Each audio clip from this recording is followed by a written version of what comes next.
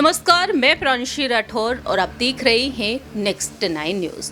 कांग्रेस खेमे में इस वक्त जहां एक तरफ सियासी हलचल तेज है, लेकिन दूसरी ही तरफ लोकसभा चुनाव को ध्यान में रखते हुए अलग अलग रणनीतियां बनाई जा रही हैं। अलग अलग राज्यों को ध्यान में रखते हुए 6 राज्यों में विधानसभा चुनाव होना बाकी है। नागालैंड, त्रिपुरा और मेघालय में विधानसभा चुनाव में बीजेपी ने जीत हासिल की। ऐसे में देखा जाए तो अब यहाँ पर सियासत तेज होती हुई नजर आ रही है, क्योंकि देखा जाए तो बीजेपी लगातार कांग्रेस के निशाने पर है। क्योंकि हमने ये भी देखा कि बीजेपी में कई युवा नेताओं के साथ साथ कई वरिष्ठ नेता कांग्रेस पार्टी का दामन छोड़कर शामिल हुए हैं।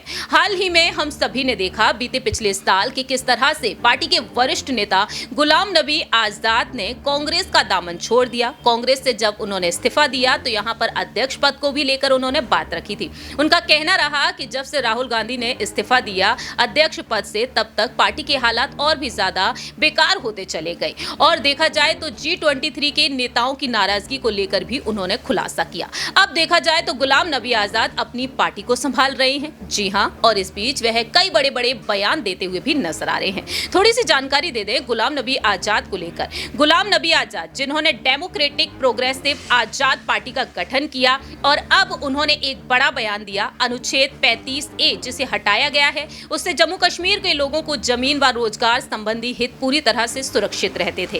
अब ये कानून नहीं है। उनकी पार्टी की सरकार बनने में स्थानीय लोगों के लिए रोजगार और जमीन के अधिकार सुनिश्चित करने के लिए एक कानून बनाया जाएगा। तो फिलहाल देखा जाए यहाँ पर उन्होंने तमाम अहम दावे भी किए हैं। ये दावे तो एक साइड किए ही जा रहे हैं, लेकिन दूसरी ही तरफ यहाँ पर देखा जाए तो बड़ी बात यह सामने आती है कि लोकसभा चुनाव के लिए गुलाम नबी आजाद की अब यहाँ पर क्या कुछ रणनीतियां हो सकती हैं। क्या वाकई में उनका बीजेपी की तरफ रुख देखने को मिल सकता है? क्योंकि जब कांग्रेस से उन्होंने इस्तीफा दिया था, अटकलें यही तेज हुई थी कि कहीं ना कहीं वह बीजेपी से जुड़ सकते हैं, बीजेपी में शामिल हो सकते हैं।